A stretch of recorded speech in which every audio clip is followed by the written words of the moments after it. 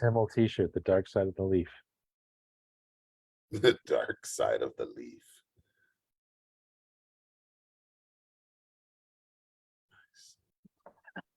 Got to give props to Simon Newman right. for that.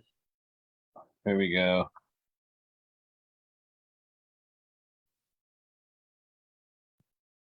Still in practice session. There we go. The webinar has started. Get you some. All right. Ladies and gentlemen, please welcome our next guest to the tee. He's the Golden State court crawler and course record mauler, the savage taco tanker and side game banker who's a real freak for the reggae beat. Lightning strikes again and again for this king of the cool styles who is all smiles putting in the hard miles. He can spin the bee straight off the beach with those killer Hawaiian Z's, and golf is life for this redonk chronicler of the chronic smite. From the royal hamlet of Windsor, home to such notable attractions as Guy Fieri and the Doom Flume. Though with this flake racking up the bong rips, it's the spume you got to watch for. Ladies and gentlemen, please put your hands together for the man with a BA in fun and a master of rolling in the sun. The 8-time Hawaii state champ, the first ever winner of Bronny, and our good friend and longtime pal of the show, Roger King Kitty Cansler. Yeah. Guy. King There he Kitty is. even. There's just a lot of cat photos on your Facebook stream, and I know you know that. I do like cat. Oh yeah. Lean toward cat. So, Raj, we've known each other for a long time. We first met in that summer of 1998, that golden summer of 1998. Already? Haven't seen what already.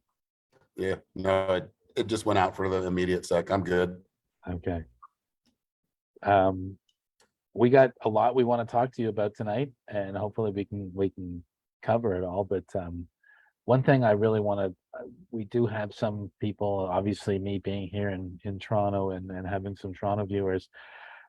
I want to talk about 1998 for a little bit there. That was our first meeting, and I showed you the photograph there. Mhm. You, like a lot of Californians, would come out on extendo tours, obviously to make it worth your while back in the 90s, because you weren't really banking a lot on the tour, but you would save up a lot of money to get out there and put on some, like I said, some hard miles. And you were driving, what was that car you were driving, that red vehicle? Oh, the Omni. That was my Dodge Omni. That thing was embarrassing. I drove it That thing rolled through 13,000. twice, didn't it? I drove it 13,000 miles that summer. Was that the only summer you had that thing? Yeah, that was it for that thing. Okay. Yeah, no, we've been in a lot of different rides. Like 96 was me and Sontag and Mr. Riley in two little trucks, and I bounced around from each truck to truck as we cruised the country. Sontag and Earl Weaver. Enjoying their locations to hang out at, some friends they'd already made, got to meet cousins that year, and yeah. And so it was rough. in that first tour for you, how far did you go? Like, how far outside of California did you go? My first tournament that year on tour with those guys was in Vancouver, and we played temp layout in Vancouver, and I was horrible, and I was like, what the hell am I doing? Like, like almost crying, and I look up and I'm like, oh, but the mountains are really nice, and I'm just playing Frisbee in Vancouver. I guess this can't be all bad. Nice, right? And then the long drive to the Great Lakes Open was the next stop. And I made the leader group second round with Crazy John and Stokely and Randolph. So I got like a quick hello to, oh, I played some good golf, and then I immediately fell out of that one. I was like, oh, this is really hard. They all shot like 10, the original course, and I shot like a 1 or 2 or something. 24 holes. 96, wasn't that the year that they did when they did the skins, the final 9 skins, and Randolph won with a huge putt on 18, or I guess that sounds right. Yeah. Yeah, I remember that. I remember it was like a 60-foot putt, kind of going downhill a little bit, and he just center chain. It was on 18. It was long. Yeah. Pretty I good remember gallery. that. He was the original guy that used to take too long.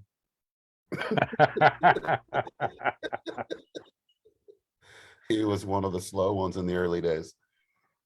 Well, I mean, one look at your PDGA record.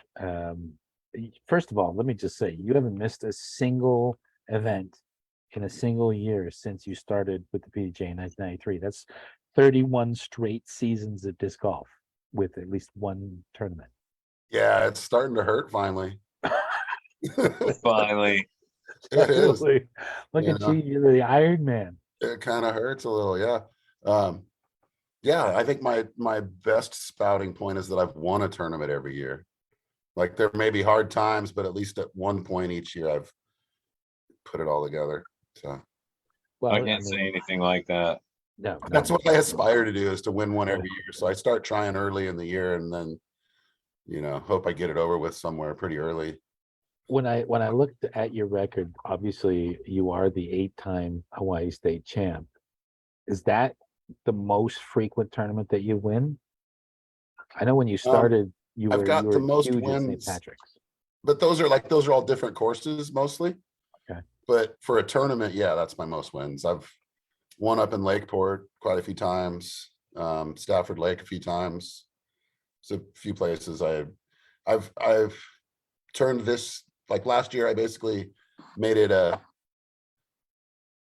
important that I only went to tournaments I really wanted to go hang out in, Mhm. like places I really wanted me and my lady Dawn to go actually have a good weekend and play Frisbee, instead of just like, oh, everybody thinks I should be at this event, so I need to be there. No, I don't have any sponsors to. Oh, that's a good segue right there. I don't have any sponsors to There you make go. out, I don't know. I'll go ahead and say I don't have any GoFundMe people that I need to make proud. But It's- that's part of. I mean, you've always been that kind of GoFundMe. maverick type person. I mean, sometimes sponsored players are beholden and have to do kind of what they need to do. yeah, no, I You don't. I you've only just answer. always All I hear is my woman when she's like, "What was that?" If it was a bad putt or something every once in a while. That's my. She caddies for me, so I listen. Other reasons I listen, but yeah. so just to go back to 1998, when we first met, I believe it was Waco. I joined the Oh, tour at Peoria, and the next stop was Waco. yeah, think that I was met Waco you was my there. first stop. Waco was my first stop in '98. Yes. So what the tour looked like then was, for you at least, that was your first event from California. You went to Waco, Kansas City, Minnesota, Lansing, St. Thomas, Canton, where you had Little John caddy Oh my for you. goodness, those are good times, dude. Little Good John. times. In But in flight, I think about in flight being pretty fun too. Just I don't know, that was some fun courses there. you Yeah, and Little Matt, John, yeah. Do you talk about him getting kicked out or anything like that? not yet, but let's talk about it if you like. Not yet. Oh, Here we go. We man. can cover it. We He can was cover it. he was, like I'm always been like the counterculture guy, and he was just you're like you guys as a Toronto mascot, right? He was pretty funny. He was Yeah. he was your most outspoken, you know, kind of lunky dude. And yeah, he wanted a caddy for me. I was totally having it because it's hot and sweaty down there in Massillon. And now that was before the era of enforcing collared shirts. So the both of you are wearing tank tops, also known as a different name that's probably less culturally No, appropriate at but this they time. weren't, because they weren't like white and didn't have the lines through them. So that's a different shirt. No, but if you Yeah. look at your photos, that's what Little John was Oh, wearing. Little John wasn't he? Oh, Little John. Yeah. Yeah, Little John was Stevie, known for I that. think in those photos, Stevie's wearing one of those too. Probably. Yeah. Oh, dude. Yeah. But No, what I want people to know, to understand, during that '98 tour, after Lansing, you and Matt Kerner came visited me in Toronto, and that's when you fell in love with the city. You came back 98, 99, 2000, 2001, 4 straight years. That's a long Yes. way for a Californian. Yes. but you stuck around. You hung around with me, hanging out. I remember we sat up on the roof and we're having some good times. Yeah, we But watched thunderstorms and stuff. Yeah. the very first ever Brawny Creek Classic, and I don't think it was called that then. I think it might have just been the Brawny Creek Open. Do you Yeah. remember that? Oh, well, vaguely because of our issues that evening before. Yeah. probably, Yeah. probably went after I- the Velvet Underground. I barely remember the door getting banged on and then you trying to drive in the morning, the next morning. We I made it out threw there somehow. I threw up a veggie dog on Queen Street at like 4 a.m. I remember that. Yeah.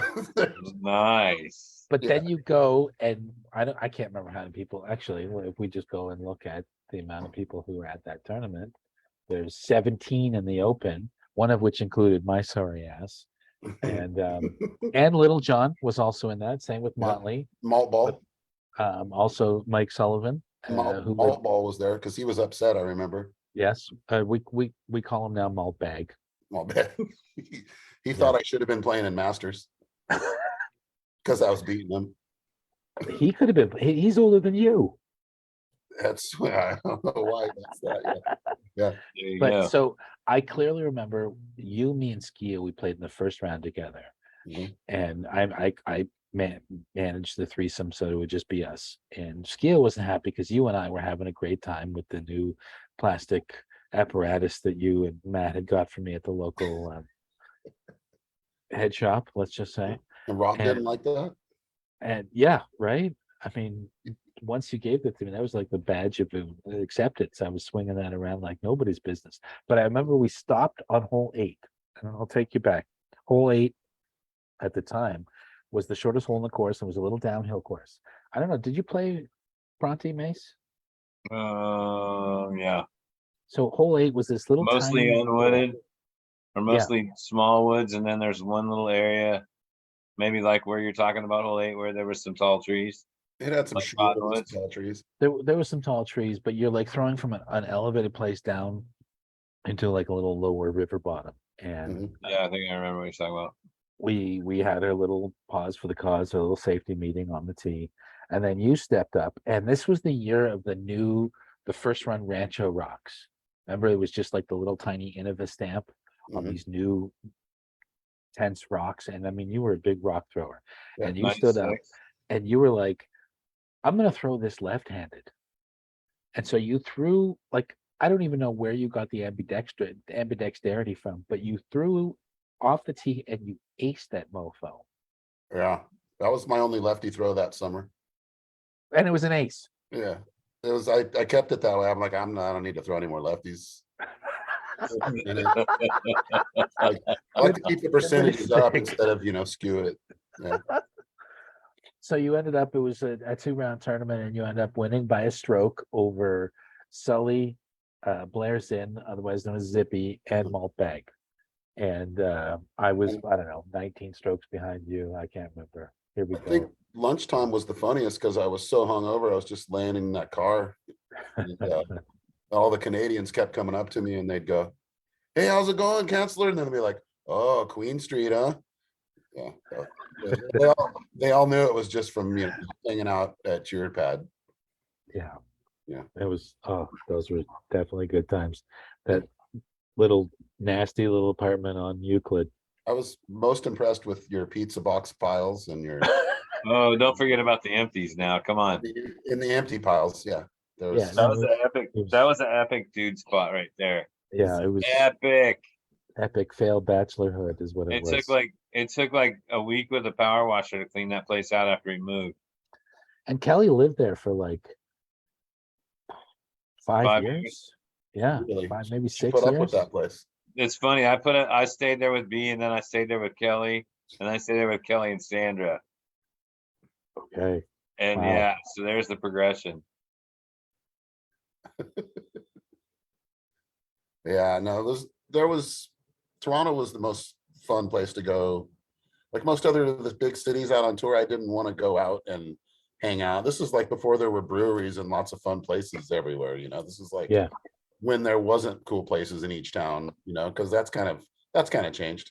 But but Kinda. like pretty much a lot of cool places, in one town. And there was Yeah. like no gun danger, no fear at night, There was and there was some particular kind of relaxed serenity regarding the police. They weren't hassling, low level activity. And so I remember just standing on Queen Street with you and you were like, dude, this street is the best. And at that time, it really was. I mean, It's not still like that. no, not really. I mean, everything's changed, of course, in so many ways. Yeah. Obviously, I'm way too old to stay up late enough to go out and Yeah. party with these kids anyways. We weren't going out till like midnight. Way too old. But I'm he way does too old. anyway. He does stay up with these kids anyways. Just I maybe might he doesn't stay. go out with them. No, I don't go out. You can report into me when you get back. He just takes the reports from the fun. So, Raj, of all your places that you've ever traveled, and you traveled far and wide, Mhm. what's your favorite state or province or territory for disc golf? Like when you go there, like when you're planning a trip there, you're like, dude, this is gonna be it. I'm setting this up. Well, I don't know. From the winds, I do definitely get hyped up for Hawaii. And I get hyped up because I love being there. It's like my new motto is I want to go someplace that I want to be. So there, the surrounding activities keeping you busy. And then I don't know, something about the tropics loosens my parts up just about right that I play really well too. It's not like Louisiana sweaty. It's where you're dying. It's, enjoyable, lightly sweaty, little sea breezes and stuff, it's retirement disc golf. That's one of the two states that I haven't been to yet. I haven't been to Hawaii or Alaska.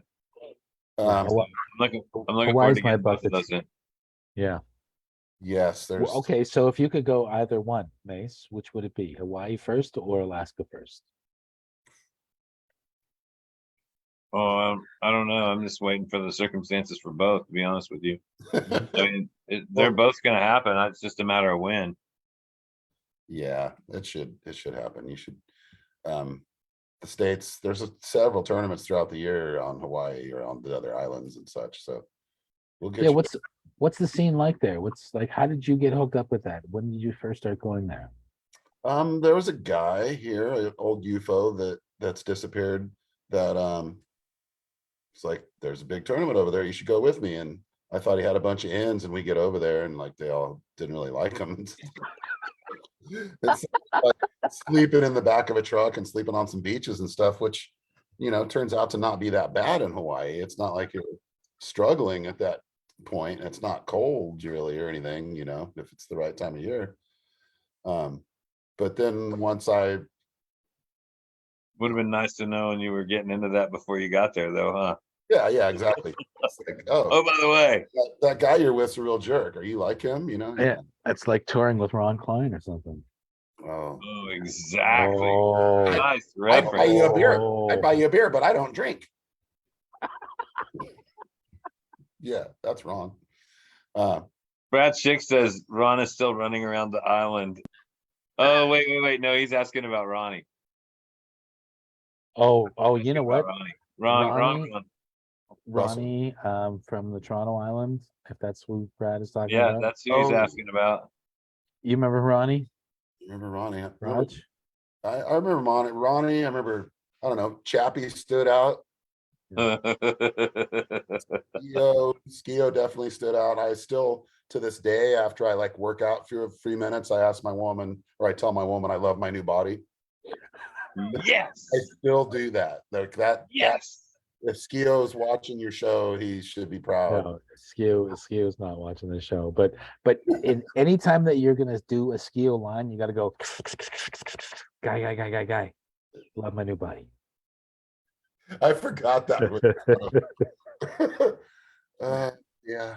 But no, Ronnie has been still playing. In fact, he's actually got some kind of major knee problem going on, and he can barely walk, and yet he still shows up every Saturday to play league out on the island. So I think Mueller's actually thinking about banning him from league play because his knee is that bad. Because he takes too long. No. He can't physically like basically walk. It Yeah. takes him like to go. It's normally a 10-minute walk from Tournament Central to the ferry docks. It Uh-huh. takes him 45 minutes to walk that. Oh, Yeah. Damn, really? and you're not like riding bicycles like we used to do in the day. No, he's down on his luck. He doesn't have any bikes or anything. Yeah. Ronnie. Yeah.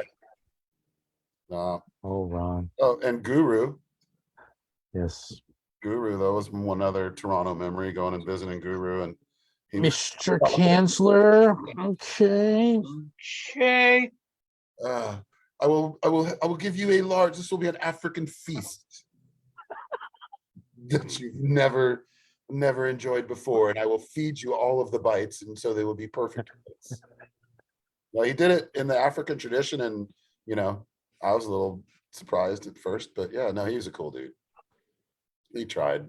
Yeah, he did. He did try. When he was over chewing the Nicorette, it was a little hard, but Over chewing it.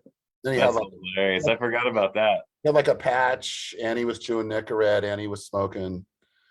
The thing is that he would like chew the Nicorette for a while and then take it out and put it on the shelf, Mm. and it would sit there Oh, for a there you couple go. hours, Because you and then can't, you got to get the value out of it.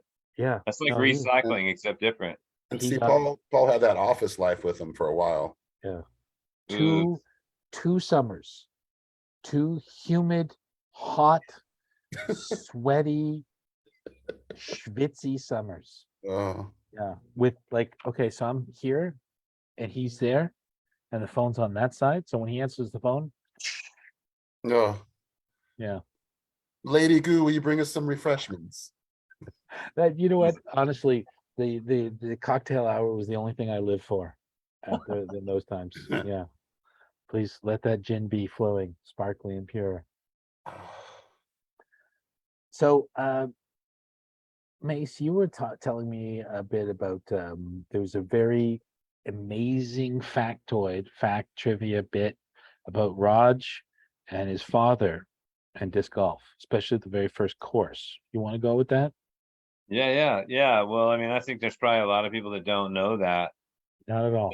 your dad was in on the your dad approved the installation of Ed's first course. Is that correct? That is correct. And I didn't know that till probably 4 or 5 years after I'd been playing. And me and Tobish and McGilla went to go to, I think we were going down there for the wintertime. And we stopped in Stockton and stayed one night. And then Dad was talking to us over breakfast and said, "Where are you guys going?" And we're like, "Oh, we're going to Sylmar, and we're going to Oak Grove down in LA." And when I said Oak Grove, he goes, "Oh, I approved that." And I just was like, "What?" Dude. And then I talked to him about it for a while, and he's like, he didn't really even hardly understand that was the first disc golf course until I was like, "Yeah, no, that's the first one." It's amazing. You're in history. And I don't know if it was cousin Mace, but we used it for a USDGC trivia question one year. Did you really? Yeah, and I was like, "Oh, I'm in the trivia contest." Well, I'm not, but they phrased Yeah, you know what? I might have instigated that. Maybe you never know. What the Cansler name is? might have been Mr. Golden Rake. Could be. So, I mean, that's like, in terms of the tenuous history of disc golf, and this is one of the things kind of why we started this, was because that there's no body of written knowledge. There's no historical archive of this. It's now more people are doing podcasts, more people are doing interviews with older people, but most of this is an oral culture. And if people move on, we lose all that history. And so this is like, hopefully people are watching this and going, "Oh my God, your dad approved the first ever pole hole golf course in the world." Yeah, Like that's ground zero right there. it took a Let's while go. to set in, like as we were down there that weekend, I was like, "Oh, that's pretty crazy," like. So did you play that like immediately? Were you playing almost immediately when that went in, or what? No. This was like, it was 90s or whatever when we were going down there for a wintertime one year. So yeah, no, I No, didn't. no, right. But I mean, like, when he approved the installation, were you still living at home? And was that something like a course in your neighborhood that you started Um, playing on, or? oh no, I didn't start playing until '91 up here when I was at Sonoma State. Oh, okay. And me and Tobish were riding bikes around the Crane Creek Park, and I saw a basket. He's like, "Oh, it's disc golf. It's pretty cool. I'll give you a disc." So got to throw in a Tobish impression too.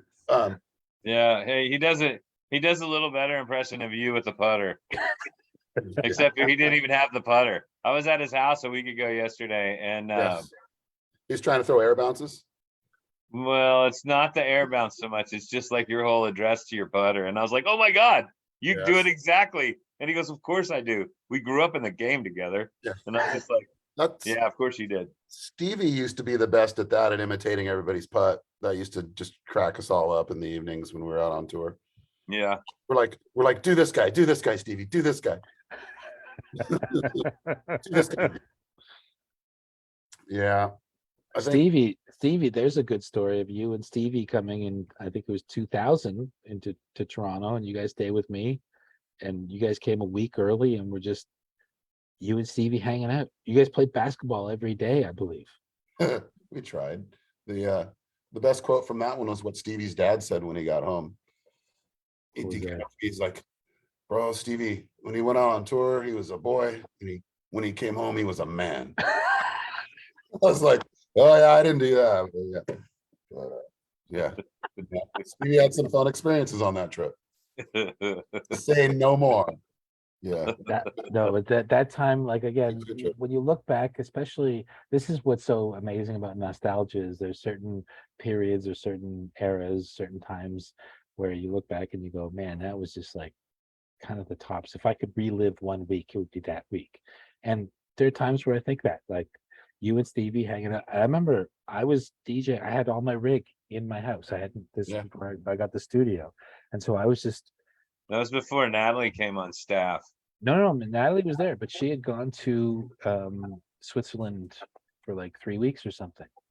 It just happened during that time, and so you guys were there, and it was like there was no one else there, and so it was bachelor pad paradise, and I was dropping the beats. We had Stevie working for us, and we were grading him. Yep, and he did become a man. Yeah, he got better. Yeah, that trip, that was a fun one for a few reasons. We got held up at the border for a while. There's like more adventures involved in some of those trips, like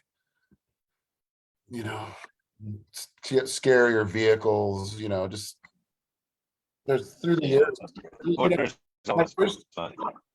My first tours were literally like, I would save up for like a year and a half, and then I quit my job, and then it would take about another year to save up enough money to go do something like that again, Yeah. So the fact that you did east or central coast tours, like you came to Toronto 4 years in a row. That's Yeah. huge. Plus, Huge. that was a lot because of you, Doug. Wow. Yeah. Fun times were had in your area for sure. Like I skipped a tournament and hung out longer there because my car was kind of crappy, but I was like, I don't really need to go to Delaware for any reason. Let's just I remember that. hang out up here for another week. This place is great. Yeah. There's not too many. If you were talking about like places I would really like to hang out that had good golf scenes, I really like the Wisconsin golf scene and some of the Minnesota golf scene. They're a bunch of cool cats, and it's fairly relaxed places, and then they have some just ridiculously hard courses and all random types of courses. I'm fair weather, so I don't really want to hang out in the hot and sweaty so much. So up there is a little better. Then you get the bugs. Yeah, but still, June, July, and August could be June, July, and August anywhere. Yeah. I've roasted in the Twin Cities in July before. I love playing in Tahoe. I've been trying to play the events up there. There's a lot more courses up there now. There's all kinds of beautiful high altitude options to go play, and you get out of the heat in the summer here, but then you got to deal with playing at altitude, which if you've played forever is a lot harder than if you haven't played forever. Because you're so ingrained in what's coming out of your hand, and and trying to have a quiet brain. And then at the last second, you got to think, oh, I'm at Tahoe. That needs to be higher and harder. And you're like, just, So what for you is the biggest change in between low altitude and high altitude? uh, Because before you answer, for me, I found two things. One was putters. When you putt, it holds on a line and floats forever. And the second thing is that everything that's the most understable, like I could take my roller mhm. and that would be my straight flyer / touch hyzer. Yeah, well, that's all true. The higher you are, they'll kind of stay in the air a little longer, but then they'll kind of fall out. But about lake level, about 30 feet, I lose about 5 inches on my putt height. They'll fall out on me 5 inches or so. The hard part is looking at what you have in your hand and telling yourself that it's not going to fly like that. Like, no, it's not. Yeah. This is not really my roller. I'm just going to throw it like a regular shot and watch it. And then you just have to believe with the results. You're like, oh, it's working, Yeah. But But you get to play at high altitude all the time up there. I mean, is Stafford Lake considered high altitude, or is that no, that's just hilly. okay? It's pretty close to the coast. It's only a few hundred feet anywhere up in Stafford, but yeah, but there's shots where you throw down about 400, 500 feet. Yeah, Oh yeah, no, there's. some I bombs. remember playing. I think McGilla took me there. He was still kind of new. Yes, Just it's only gotten harder through the years. Some of the younger kids are still blasting up there, but That's a pretty amazing place. it was well designed in the beginning I have to say, by Sinclair and the team with Tobish that helped make that happen. But yeah, it was hard enough in the first place because it was ridiculously hard in the first place. And then, if you think you've mastered Stafford, you're lying. now, but apparently holes 10, 11, and 12 you have mastered because it's called Roger's Run. That was just because of one of the first times I went through there. I aced hole 10 and then I birdied the other two in there. So yeah, no, there's a beautiful wooden sign there. It's like one of my prouder homages in anywhere in disc golf for sure, that my name's on there. That's Scott Mathewson's done the woodwork and made these little places. Like, other people have worse ones. They have like a ravine that they always go in, or mine's actually like I did something good. Okay. Did it come back to be a curse though? I mean, have you gone through there and just gotten your ass kicked by those 3 holes since then, or are you still been Usually by killing the it? time I get there, I'm so ready for them that I do well on them because I've been getting my ass kicked on the way there. But those, I'm like, they're kind of easy and I'm pretty confident. We can play them in some horrible positions and I, don't have a chance in a couple of those. They're just big bomber over the bush shots. But yeah, no, I still get those holes pretty often. We're playing there March 11th and 12th for the Stafford Lake Open, and we just one of the coolest stamps that we just produced was in honor of Kevin Parkhurst and all that he's done for our club, and it's got a block figure of Kevin on it for our stamp. So you guys will get one of those. I'm sure we'll get you one, or you'll at least see it. But we surprised Kevin, or Kenny Glassman, and world champion Kenny Glassman surprised Kevin with a nice metal plaque with the stamp on it and his big face on it. And he had no idea it was that we were using that artwork, or he hadn't seen the artwork. It was a total surprise to him. So we gave him that yesterday at our one of our charity events, NorCal Winter Charity Series events that I try to go to. They're all just trophy only, all for great causes that we do here during the winter up in Fort Bragg, Willits, Mendo. We do one in Santa Rosa, or yeah, just one in Santa Rosa, or maybe 2. But yeah, so he's just the driving force that's kept our club kicking ass for a long time now. Is it Brook Pines at Willits? Brook Trails. Brook Trails. Yeah, Brook Trails. That place is awesome. Brook Trails was my happy place. Still pretty much one of my happy places for just, feeling like you're away from, you can actually, some courses you still feel everything. You're like, this is I got the city vibe. I'm all busy. I'm worried about work or this or that. Brook trails, you actually get to where you're like, like there's almost like this gate at the beginning that makes you have to like throw shit down. Like, yeah, let that get The off. air it's just crisp up there, with all those trees and then all those redwoods on top of it. Yeah. It's good Oxygen, stuff. man. I like that place a lot. Oxygen filled. That one of the things when we talked to Juliana last show, one of the things that she had talked about, because she's a very quotable and interviewable candidate, she always talked about one of the great selling points of disc golf was the fact that you individually can be out in nature and get to that moment of serenity where kind of the conscious world stops. Yeah. And you feel like those circadian rhythms you feel in tune with. And really that's one of the things that's amazing about this game is that it puts us in those places where we can be on a piece of property and have those moments of communion, which is, as you guys know, so rare. I think the only thing that comes anywhere close to that is playing NHL hockey against you on a video game. Oh, here we go. Where you can really not think about other things, It's fast enough that you don't have time to think about anything else really. Just that next pass and trying to hit Dougie Wait really hard, but you're gonna Really miss. hard. But you're gonna miss him because it's Mr. B. Oh, He's cheating because he's making you play on the Xbox. no, that was the N64.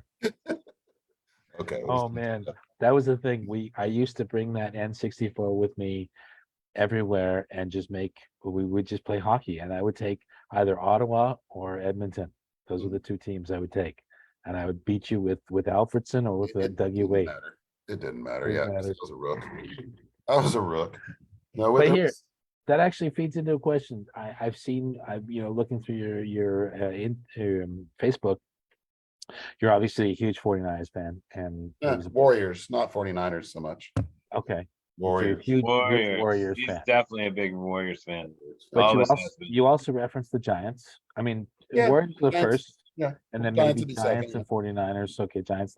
Yeah. But I noticed the Sharks aren't on your radar. What do you have a hockey team or what's that?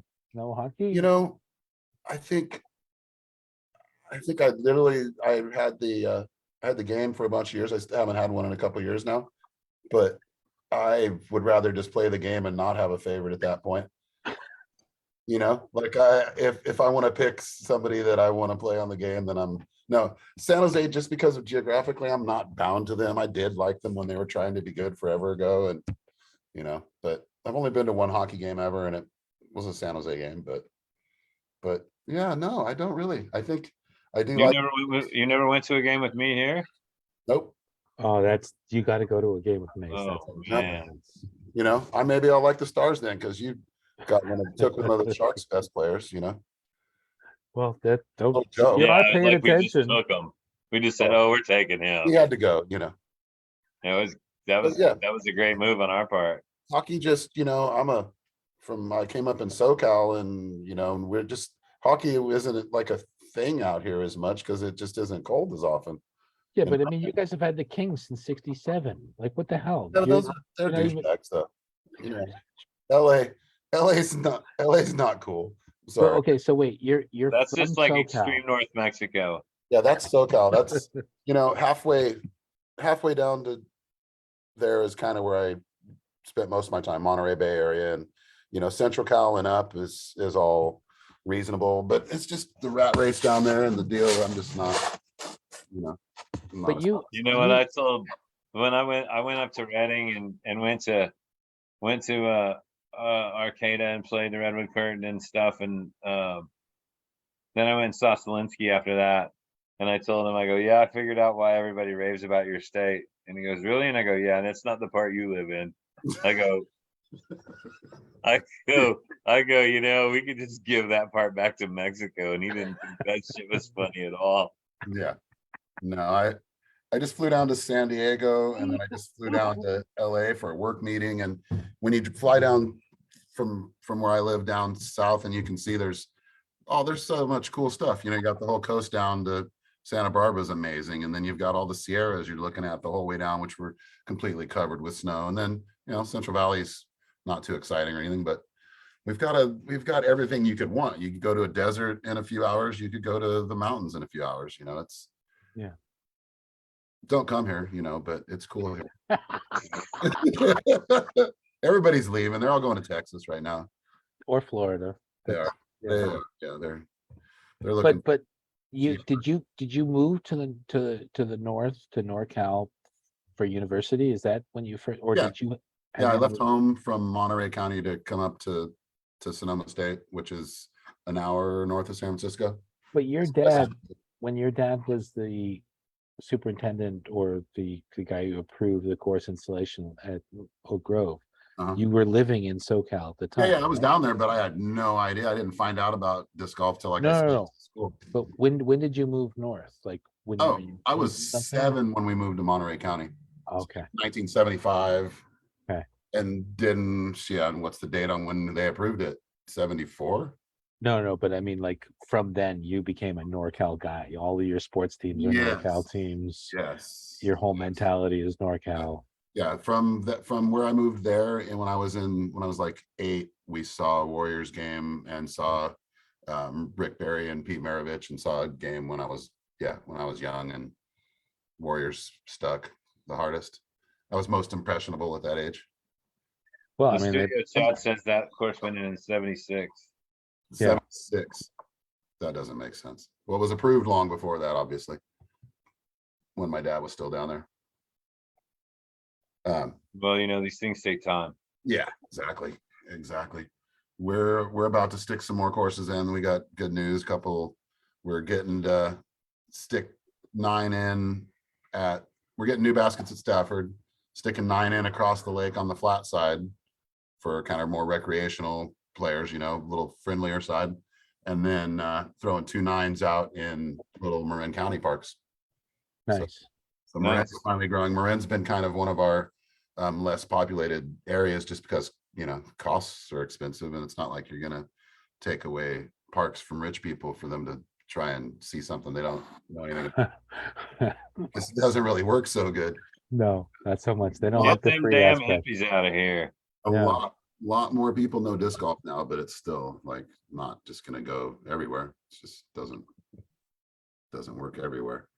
But yeah, we're filling that void between San Francisco and Sonoma County with, we only had Stafford and Marin there, and now we're gonna fill that in with a couple more, and then we've got about 5 here in Sonoma County now, and Mendo's trying pretty hard. Humboldt's getting better. Is there a central club that's organizing this or agitating or advocating for this? We, the United Flyers of Sonoma, the oldest disc golf club in the world. There's arguments, but we're a chartered club. We were the first chartered club associated with the university, and that was in 76 that happened at Sonoma State. And John Bird from Colorado was involved in that, and then Skippy Jammer was later a teacher at Sonoma State, and then Tobish took over that job, and I ran disc golf and he ran ultimate, or Josh ran, and whatever.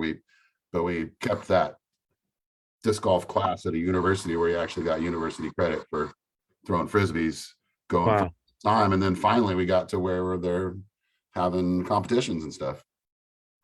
These steps have been slow, and dudes like Tobish have helped push those along, like all the early people, yeah. United Sonoma, we're long running club.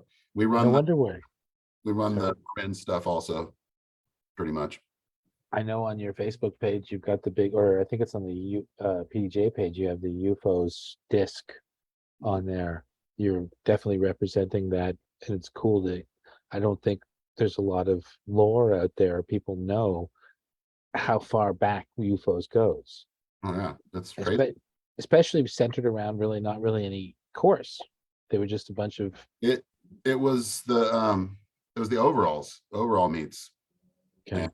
And a object course at Sonoma State. Wow. Nice. There's original WIFDIF events that were held in the area, and original freestyle events, and all the the other events, then that's where it all grew from. It was a Frisbee club, really. And then by the time we started getting involved, we kept the old loves alive, because I like to freestyle. Jim likes to freestyle. We kept the old stuff alive, but we weren't, obviously going to be great at those things. We could see who was really great at those things.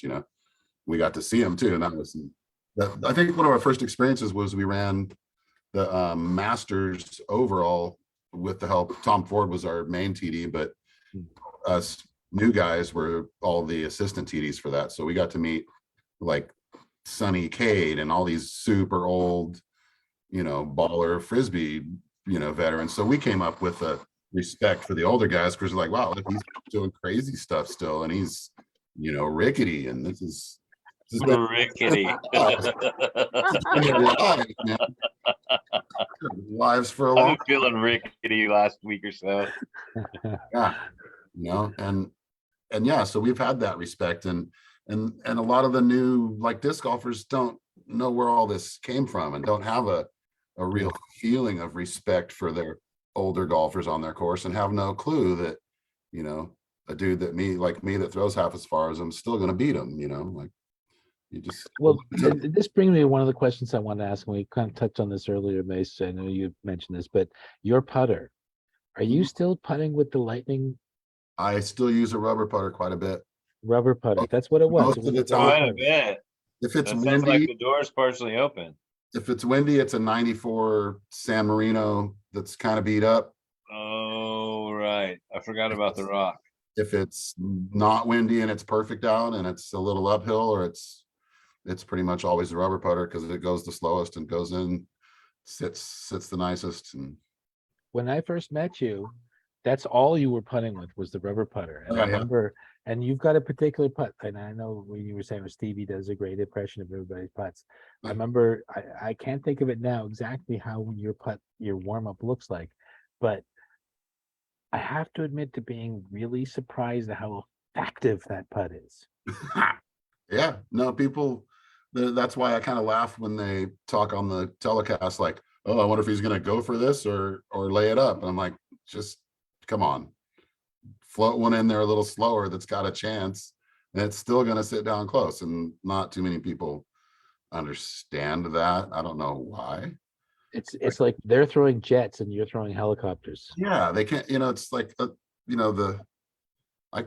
there's some good slow motion videos of me at Putting League where they're all coming in like this. Just the weird thing is I have a lot of wrist action. Yeah.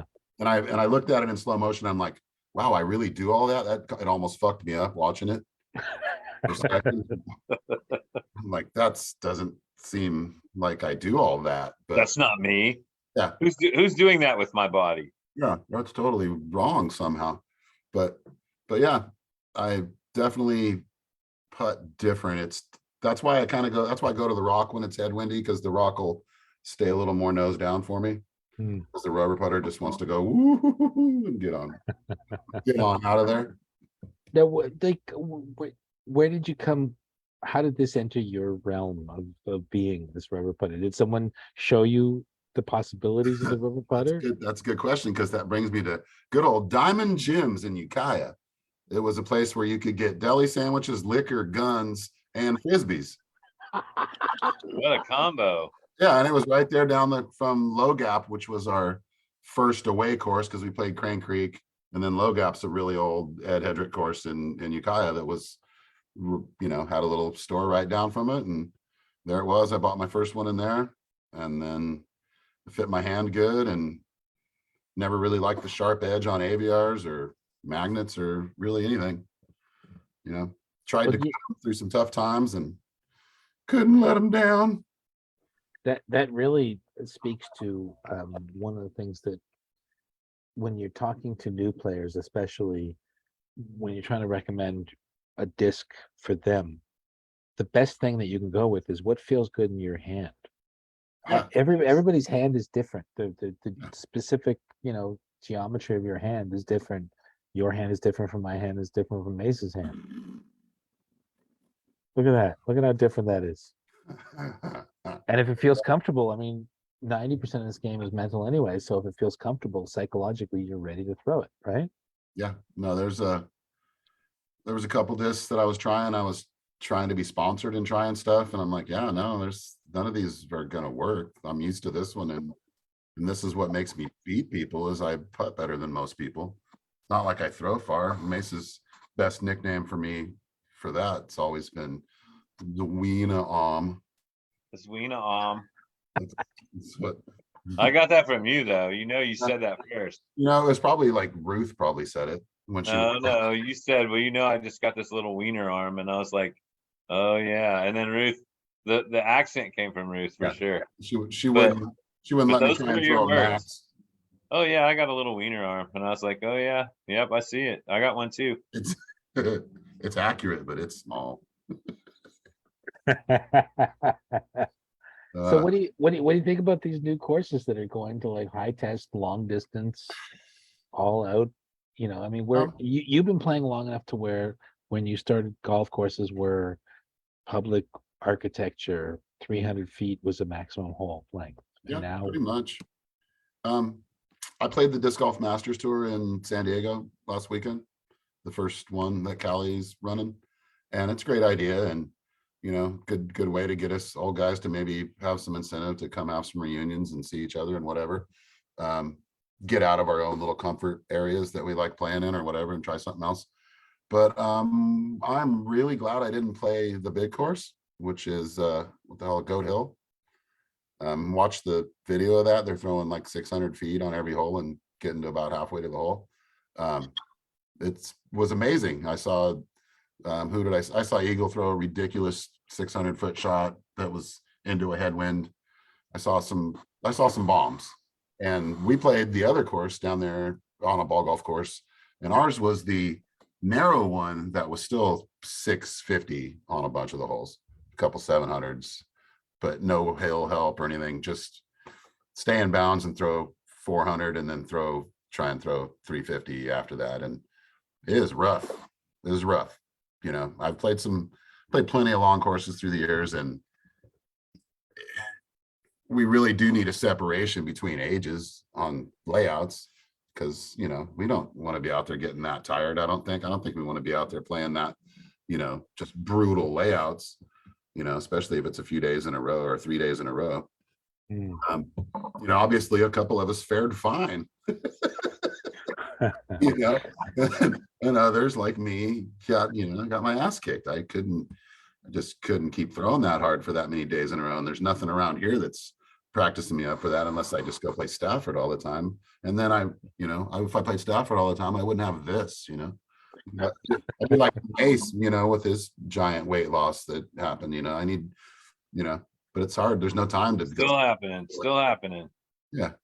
There's no time to play 4.5 hour rounds. I have a real job, it just doesn't fit in the schedule. Like I could go play the Saturday weekly or go do that to try and, but I get stuck at our little local woodsy course because I know I can do good there. well, I mean, when you look at one of the features I was looking at doing was who came second to Climo during all of his, especially his 9 straight years. And that's kind of an interesting narrative, but especially in 96, Jeff Lissaman was second. Uh-huh. And he can't throw more than 270 feet. Yeah, he could roll a little farther. He can roll a little farther, but whether it's rolling or putting it in the air, he puts it within 4 inches of exactly where he wants it to go. Oh yeah. And so on a technical course like the courses at Indiana in the 96, what'd you call that one course? Not Dumb Rum Village? Dumb Village. Dumb Village, yeah. I think he shot a 17 under. No, that was Johnny. No, that was Jeff. I It think was it's Jeff? Yeah. I shot a 14 that round. I remember I did good too, but it wasn't anywhere good enough. no. Too many mosquitoes out there at Oxbow. Mm. It was disgusting. That was one of the things that set Sullivan off on a tangent was the discrepancy from year to year in terms of world's consistency, like what could be considered a world's caliber course. And certainly there have been some worlds where you had like Indiana, fell below the marker, right? I don't know if they were below. Back then a pitch and putt is fine. We needed, there was birdie or dies, but those, I don't know why those courses are going away, but they're not now that these guys are, burning them up again. The guys caught up with the challenge of the courses. So you almost can't make a course that they can't smash now, or at least a few of them. Well, but you also have to, you got to make a conscious decision who you're designing the course for nowadays too, because it's well, I mean, like if you're trying to make those guys, the young touring players happy, nobody else is gonna have any fun. Yeah, no, that's like what I was and saying about Goat Hill. Nobody old like us is gonna have fun anyways. Yeah. Yeah. The top 5 of us are like, oh, this is awesome. I want it like this. And then everybody else is like, wow, this is just kind of too hard. Yeah. As I once said to Dave Dunapace on the course, it is not the hole that sucks. It is you that must not suck in passing. And he's like, do you want a beer? I intrigued him so much. He was like, we need to go have a beer.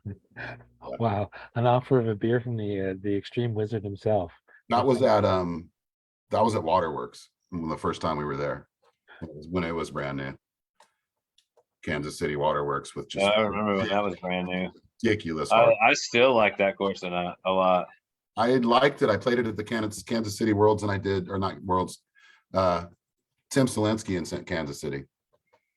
Wasn't it the Selinsky in Kansas City? What the hell was that? Yeah.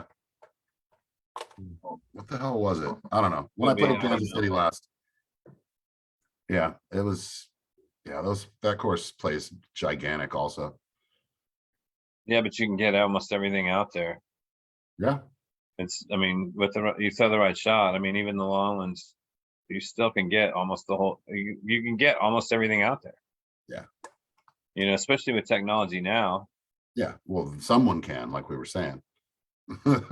Yeah, but the elevation really comes to play to your advantage. I mean, you just got to control the shots. I mean, even like that. What is that, like 14? That long one down.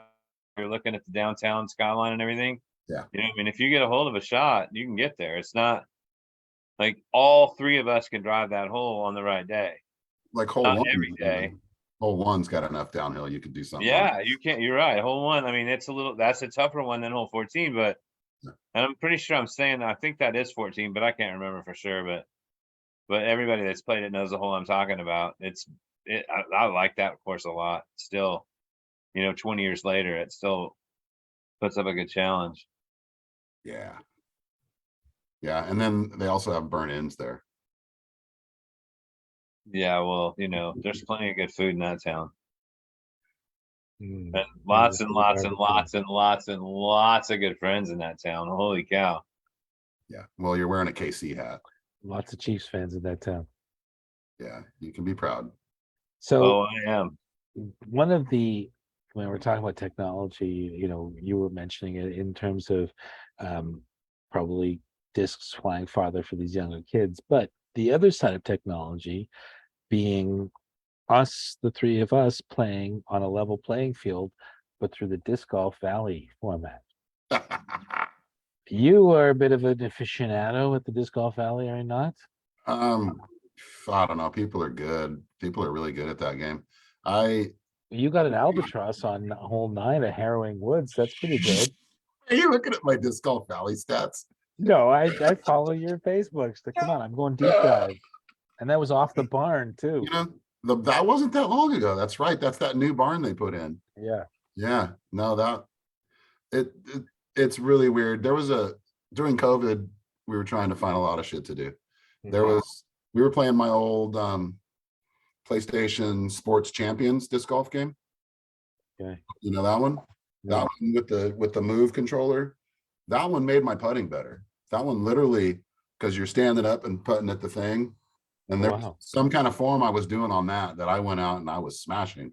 And Disc Golf Valley gives me some kind of that weird feeling of, oh yeah, this is easy. This is easy. I can do this, And then obviously you can throw 580-foot ballistas, you know, Yeah. that makes it fun. Or the new Reeves that they go so much further. I don't know if you've been Oh, playing much. what did you like pay? Are you paying money for discs on that game now? No, I've been playing. Did you earn when- it somehow? So when COVID hit here, like Yeah. stuff shut down for a solid 8 weeks. Like, Because you guys are smart up there. well, we were something. We were good little citizens. Yeah. But I remember playing a heck ton of Disc Golf Alley. Yeah. And at the same time, I don't know where my discs are, but you know how they got obviously the minis. They've been Mhm. making larger versions of the minis. Yeah. That have you tried to throw one of those? The what, new big minis? Yeah, They No, fly- no. they fly perfect. Honestly, So you And play, that- you play that's mini all. golf? That's all I've gone to. I've skewed to we call them macros, and Yeah. that's all we do. You just play catch with those now? No, I'm playing. I go to the island and I'll play that stuff. Yeah, Muller's like, What? With the mid-size ones, the like that big ones. yeah, they're 5 inches across. They're, yeah, I've thrown crazy. one once and was like, oh, that flies pretty good, but that was the end of it. totally. It's like I've just discovered disc golf all over again. I've fallen in love with the game that we've all fallen in love with. But now, like, I feel like I can compete rather than being a broken down old bastard. You Look know at this. I've got white in my face, dude. Oh, Of yeah, course mine, I'm a I got broken lots down of it. old face. Can you overpower them like a lot of these young Oh, guys are overpowering the current full size Hell yeah. discs? I mean, in Hell terms yeah. of like throwing them super far and getting that turn and Nao we've measured it actually with UDisc. He threw a macro. It was a sheriff. And I think the funny thing about dynamic disc is they call it junior edition. But he threw it 377 feet on a Okay. flat ground into a Okay. headwind. Okay. Huge. So that's a good segue into my only world championship. oh, here we go. Here we go. Let's go. 94 AM world mini champion. Oh, I was at that Am Worlds. Didn't even know you. wait, Yeah, there was 60 of us at that AM Worlds. you won the I was mini one of 'em. championships? AM world mini disc golf champion. Yeah. So I great. have the stats here. You took 15th overall in the M1 division. Oh, And that was horrible. by the way, you beat Mace by 48 strokes. That Just was saying. that was because of one course that I shot horrible at 2 rounds, and I pretty much would have been in the top 5 if I would have shot even at that stupid course. But Oh, at that, Schweitzer? the Little Africa, Schweitzer, yeah, Schweitzer. yeah. Place Yeah, that's real cool. deep. that TV That's a was Jim shithole. Oates. I had such high hopes. Yeah, we got Yeah, Oates. The highlight of that was the Fly Mart was one of the highlights of that. Was the first time I ever saw like a bunch of different discs in the same place and all kinds of stuff going on. Right. Spilled some cognac on Leonard's Maniac wear. Felt bad and had to buy some. it's funny. Turned out to be something that was comfortable and nice. Yeah, like that history goes back a while. Yeah, it was cool to see him. What was it, a couple of years back whenever I was out there visiting you while you were playing Best pairs at Berkeley. Best Pairs. Yeah, Berkeley. That dude is a hard working dude, man. He does not stop. He does not stop. His course design in his head is just nonstop. And he works with like the local entities down the Bay Area and is working to find new places for courses all the time. And yeah, he's a good cat, that guy. You know, it takes a special kind of angel to be able to talk to bureaucrats in that kind of bureaucrat municipal language. You know, like Yeah. this disc golf is good for you because of these X factors and values and all that. Most of us, I don't know what the hell we're talking about. Yeah, our club does a pretty good job. We do some outreach, we do some giving away. We go boys and girls clubs, we give away discs, we do little demos at little things in Santa Rosa town. And you know, we're one of our main mottos is we're really trying to grow the sport, but you know, it's tough now. We're all crowded again, you know. Yeah. through the sport, and all our courses are all filled up again, you know. So now it's like, wow, we got to grow the sport again. Maybe we got to grow the courses again and then grow the sport again. Yeah, add a bunch of courses for sure. You know, lots So of question from here to both of you guys. During especially the first part of COVID, but the first 2 years of COVID, ultimate courses in this part of the world were shut down. Ultimate leagues were shut down. You know, they didn't want contact. They didn't want yeah, people, you know, within the social distancing bubbles. And so therefore a lot of those ultimate players moved, just like migrated in a huge herd over to disc golf. Did you guys see similar kind of population explosions in terms of disc golfers yeah, in that time? we did. We We saw it. definitely did. I don't. Go ahead. I'm sorry. Yeah, that's all good. We definitely did. And, you know, all of a sudden there's a bunch of lanky dudes that could throw pretty far and didn't have very good etiquette on the course. That's what happened there.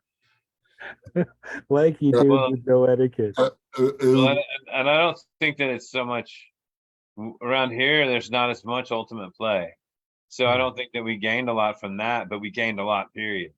Hmm. Like it was one of the things where around here, getting out and going to the park and getting exercise was acceptable. It wasn't acceptable right away, but once it was figured out that that was acceptable, everybody jumped on it. You know, whether it was on a bicycle or a skateboard or playing disc golf, and a lot of people just realized, oh, hey, look, I still got a box of discs in the closet. Let's go. Yeah. You know? Yeah, being able to play disc golf pretty much all through COVID was like it was kind of like cheating. We were one of the, you know, sets of people that had like something that we could go do still, you know, without I really. felt guilty. Like when I was riding my bike or going to play golf and shit, I was like, oh, I'm probably gonna get in trouble for this. I'm gonna get harassed by the police for this. Right. It almost felt wrong, but it was like, no, we get to do this, you know, touching the basket, you know, that never really scared me, but I did literally have a little alcohol thing in the bag for a while, you know, and was wiping discs every time they contacted the basket. And, you know, it's weird that we're not doing that anymore. Still, to me, it's like weird that I like just go to a gas station and put my card in and out and don't spray my hands off and stuff. Like, seems But like you know what? To don't go do sideways that. for a second, I don't think in that period where we were practicing those enhanced levels of hygiene, Mhm. I haven't been sick in like 4 years. Yeah. Yeah. Is that part of the reason why? Socially the distancing from people, flu, not All breathing of their it air. all went together, You you know? know. Yeah. overall flu infections dropping, all that as well. Well, everybody is getting flu now because everybody's being lazy. Yeah. And, you know, then the same amount of, or, you know, whatever amount of them are getting COVID with whatever's left to be transmitted around, you know. But I tell you, it's like I remember it was 2004, the winter of 2004, 2005. The NHL went on a labor action, and it wasn't quite the strike, but that's kind of the effect of it. Lockout And is a the term. lockout. Lockout. And in that time, television had to fill all those hours, and so poker went into the void. And watching televised poker was like the big thing now, and that was the big, huge boost to poker worldwide, Mhm. especially Hold'em. Yep. In a similar way, not saying it's like directly analogous, but in a very similar way, this is what disc golf profited from COVID. Yeah. Just A lot of just- companies made money. Yeah. And I mean, we've been in the game for a long time.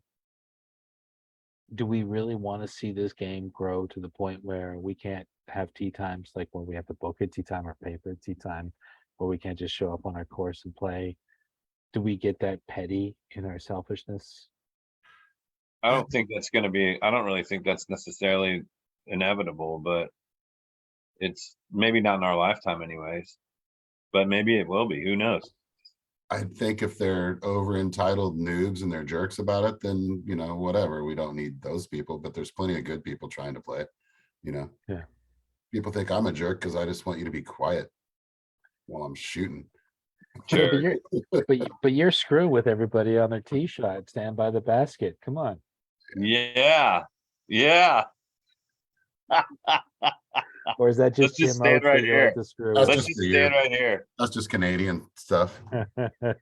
Like when Let's you just guys, stand right like here. when you guys didn't want Ron Russell on the island anymore with that American flag shirt. Oh man, that American flag shirt. He was drumming up some Oh. hatred. You Canadians are really usually very nice. You were We're- very, very curtly telling them about the Until shirt. they're not. Yeah. Until they're not, exactly. Until they pulled your hockey sweater over your head, right? Yeah, Ronnie, he was pushing it with that one. Ronnie was there's some kind of special connection between Ron Russell and Toronto. I remember when he won the Worlds there in '99 in Rochester, Mhm. he came to Toronto the week after Uh-huh. and he knocked on my door, him and his buddies. He was like two of them slept in the car. I remember that. I was there Remember too. that? Oh And I yeah. was like, They slept. That was when you were still on Euclid. yeah. And I'm like, And they all slept what at. the hell Who you was want it? me It was to Gail do? Vaughn and it was Gail Vaughn and some dude I never met before or after that. Yeah. Oh, And I was Gail happy to see Gail. I mean, don't get me wrong. Yeah. I got thanked. I never met. I remember. I got thanked by so many of the Canadians that weekend because I made the final 9 and bumped him out, and he went ahead and left. So they were very happy with me that weekend. All your buddies were handing me beers and thanking me. I think that was the final 9 where you were walking around with a cooler of beer. I think that was that You 2000. can't narrow it down like that. So 2000, you were 99 or you were 01? a stroke away from first. Yeah. Avery got Avery- down a 250-foot hole on the last hole. Avery, That that one was stung. that was his first ever Super Tour A tier level win. Yeah, it would have been mine too. Okay. Oh, and he Yeah. hit a 250 footer. Dude, he smashed. No, he just got me on the last hole on 18. I hit the 2 trees on the way to 18 on the turnover. Okay. He got by, and I was Alan. No, And then he smashed us in the final 9. the skins there were Yeah. crazy. Yeah. You had us throwing these long holes, and it was like all Avery was all, yeah. That's what he got. You tied Dr. Rick that year, didn't you? Yep. And he happily handed me the second place trophy because you didn't call him on that foot fault.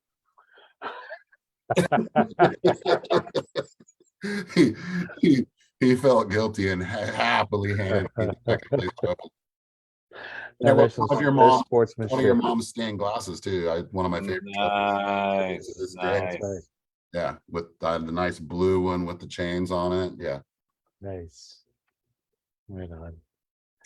Well, buddy, this has been a bit longer than an hour. We thank you so much for taking the time.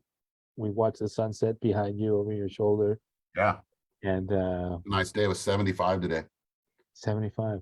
Nice. I don't even know what that is in Celsius, but was it anywhere close to what we were here? 38. I don't know. No, It that's was, 100 or so. Yeah, man. Good to see you. I've been really good to see amazed you. every time I see him that I'm supposed to make another trip.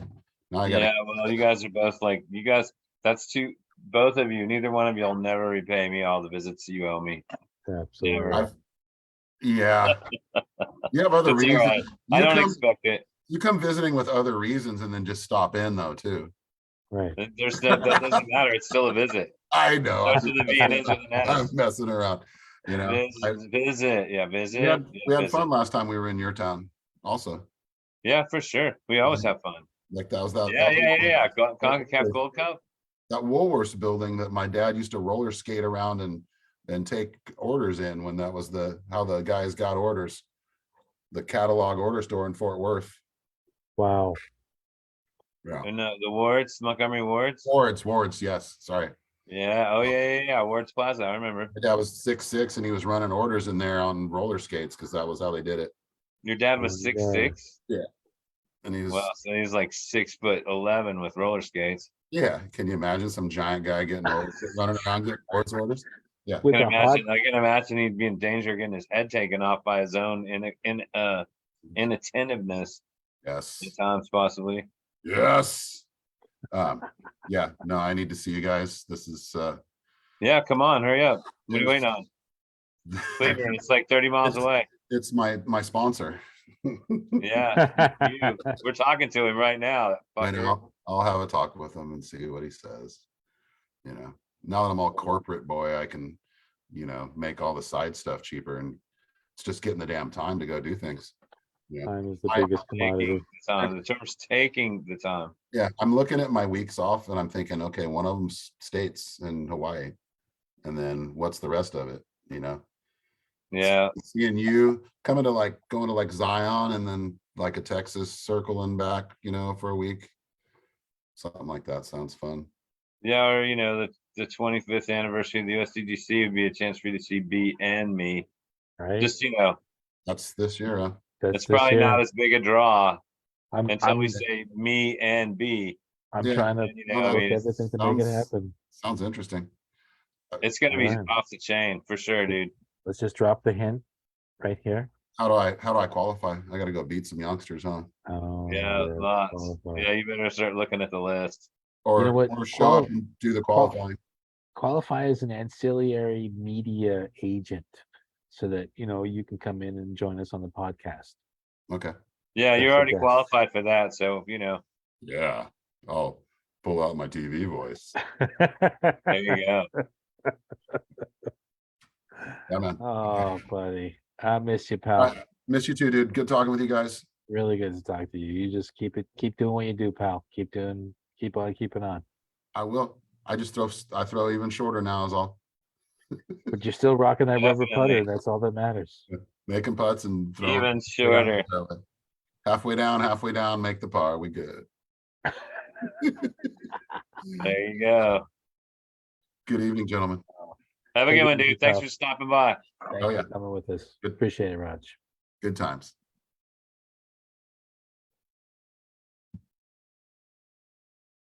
Yeah. All right. That was awesome. That was really awesome.